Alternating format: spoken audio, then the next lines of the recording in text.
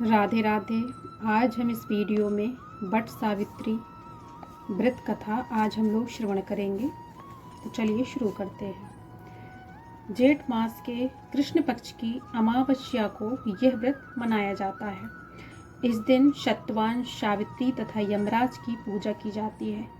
तत्पश्चात फल का भोजन करना चाहिए। इस व्रत को करने वाली स्त्रियों का सुहाग अचल होता है। सावित्री ने इसी व्रत के प्रभाव से अपने मृत पति सत्यवान को धर्मराज से भी जीत लिया था। स्वर्ण या मिट्टी से सावित्री सत्यवान तथा भैंसे पर सवार यमराज की प्रतिमा बनाकर धूप, चंदन, दीपक, फल, रौली, केसर से श्रद्धापूर्वक पूजन करना चाहिए। सावित्री सत्यवान की कथा सुननी चाहिए। अब कथा सुनते हैं।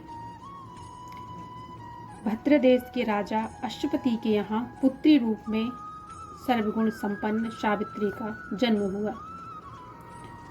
राजकन्या ने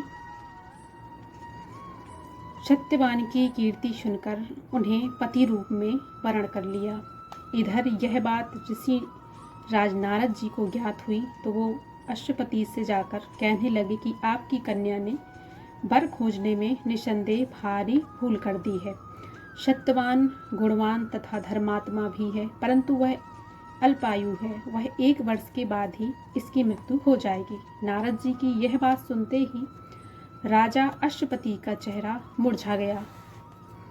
वृथा न होए देव ऋषि वाणी, ऐसा विचार करके उन्होंने अपनी पुत्री को समझाया कि ऐसे अल्प आयु व्यक्ति के साथ विवाह करना उचित नहीं, इसीलिए कोई अन्य वर चुन लो।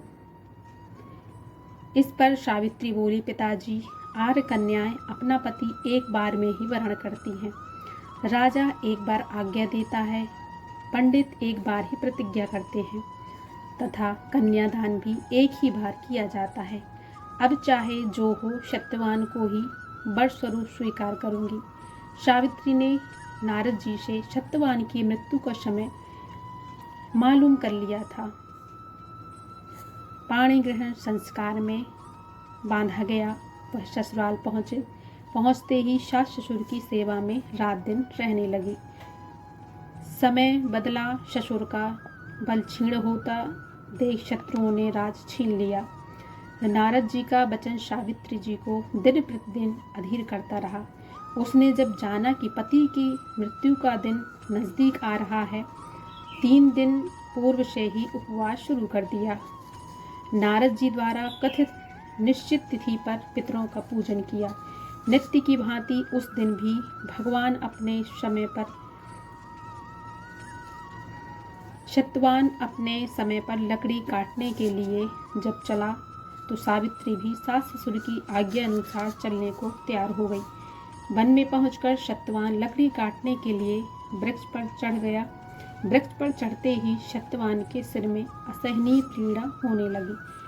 वह व्याकुल हो गया और वृक्ष के ऊपर से नीचे उतर आया। सावित्री अपना भविष्य समझ गई तथा अपनी जंघा पर सत्यवान को लिटा लिया। उसी समय दक्षिण दिशा से अत्यंत प्रभावशाली यमराज को आया हुआ देखा। यमराज सत्यवान के जीव को जब लेकर चल दिया तो सावित्री भी उनके पीछे पीछे चल दी।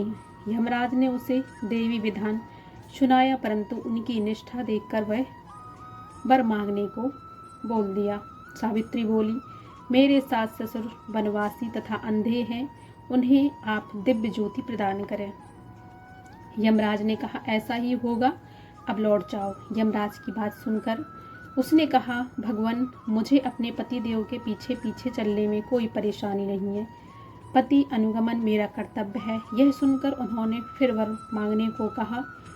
सावित्री बोली, हमारे ससुर का राज छिन गया है, उसे पुनः प्राप्त कर लें तथा धर्मपरायण हो। यमराज ने वह भी वरदान देकर लौट जाने को कहा, परंतु उनसे पीछा न छोड़ा। अंत में यमराज ने फिर वर मांगने को कहा। सावित्री बोली, भगवान, मेरे 100 पुत्र हों। यमराज ने कहा, तथास्तु।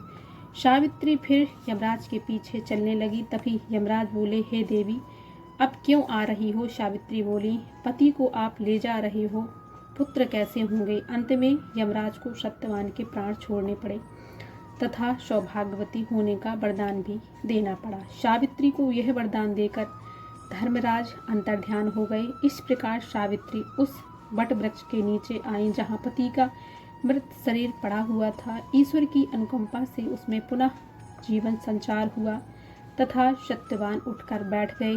दोनों हर्ष से राजधानी की ओर लौट गए तथा माता पिता को भी दिव्य ज्योति वाला पाया। इस प्रकार सावित्री सत्यवान बहुत समय तक राज सुख भोगते रहे। यह व्रत सुहागिन स्त्रियों को अवश्य करना चाहिए। जय जय श्री राधे।